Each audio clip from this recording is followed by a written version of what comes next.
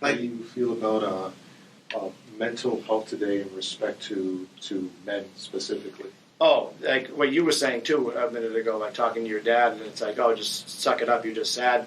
There's that whole man up era, and it's like you have to man up and do this, and it's like, yeah, to a point, but you can still be emotional, you can still be vulnerable, you can still talk about your emotions, and it's like you can be with like a couple of guys and they can boost you up. It's like, oh man, we can definitely do this, and there's nothing wrong with that to have like those types of conversations. You can talk about sports, you can talk about women, men, and you can still talk about your feelings, and it's you need to find that safe space. But yeah, it is funny when it comes to men and mental health, and it's like that's the key word in mental health is men. It's like one of the words in it. It's a combo, and it's like it's just super interesting that that's how it is. But I think the stigma is getting broken more and more with the conversations and people like you guys having a platform like this. So it's awesome.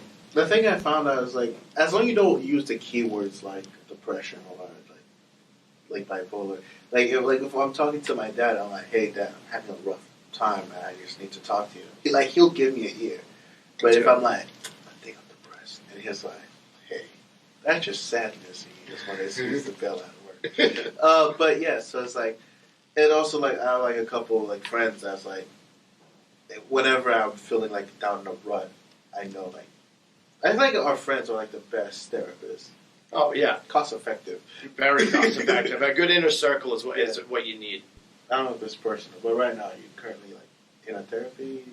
Yeah, no, you can ask me all the personal questions that you want. I'm currently in therapy. Funny enough, I just had my therapy session right before this. That's why I was kind of running a little bit late. And it's good. I think everyone should at least try to get therapy. It's not easy, even if it's like once a year. I know I was listening to Howard Stern, and he was saying that he goes to therapy once a year. And I think that's kind of cool in a way because you can just unleash everything. Because you don't have – it's somebody that doesn't have a dog in the fight. They're just on the outside, and they're just listening. Like they're not like someone like a friend that can give a biased opinion on something. Like you give them everything that you want, and it's tough to open up at times because you're like, I don't want to be judged, but it's someone that doesn't judge you. That's like their job is. But it's funny because you play that game with a therapist, and you're like, should I tell them how crazy I feel right now, or should I hold back? And that's always the struggle. But once you build that relationship, like I've had a therapist that ended up having to leave and go to a practice, which crushed me. Like I had a therapist I was with for like a year and a half that helped me get through my depression, and she left. And then I got a new therapist that didn't work out. And it was very hard to say that therapist doesn't work. And when I called in, it was funny enough, I called in, I was like, I need a new therapist. They're like, did you talk to your therapist about it? I'm like, did I talk to my therapist about my therapist? It's like I was like, that doesn't seem right.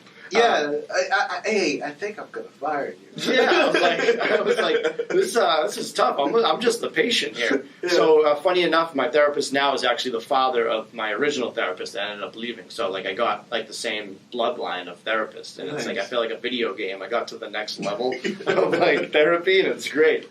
So like throughout, like for example, like for me, I can. Somewhat relate to like going through like Ross because I have like sessions before, and I can understand like the times where in like the first 3 sessions are the worst because you're trying to gauge because like at first you're like I'm normal. Like for example, I have a new physician, and she is wonderful. And she's like I was talking to her, and then I was like, everybody goes to that. It's like no, because I was saying like, hey, sometimes I just don't feel like waking up, and I'm cool with like laying and sleeping all day, and just completely turning off the world, and just be like, I just want to like morph into my bed, and just like that is not normal. And I was like, everybody goes to like rough days. And it was like, no, that's not a rough day. You sound like you've been having a rough month. and so he's like, you probably need to talk to people. I was like, nah, I'm good.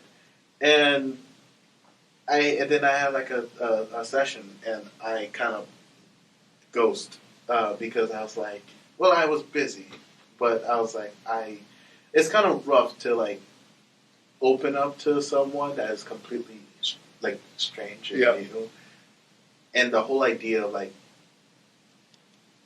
being open to someone you don't know, it is rough. And also, like, yeah, and I don't know, like, what everybody's thought on this is.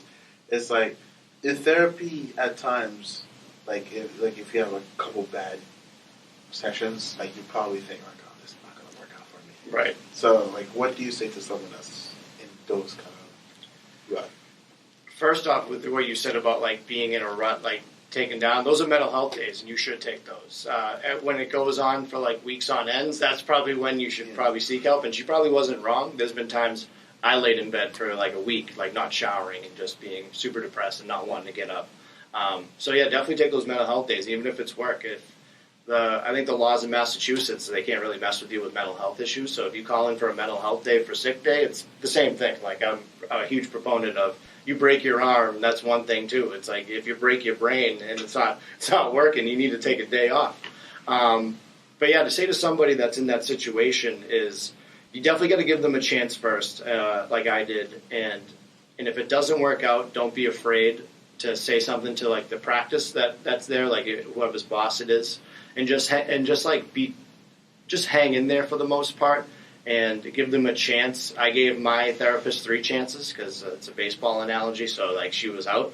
But yeah, I just say just definitely like stick it out, give them a chance. Everyone's human. They went through college. They worked their butt off just to get that job. So you got to give them some sort of a chance.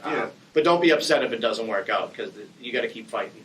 Yeah, I think one of the stigmas against people calling in for mental health to their boss, looking for a mental health day, is that if you have an injury, they can see it. Yeah. But if you're having an anxiety attack or whatever it may be, it may be harder for your boss to be persuaded on whether or not that's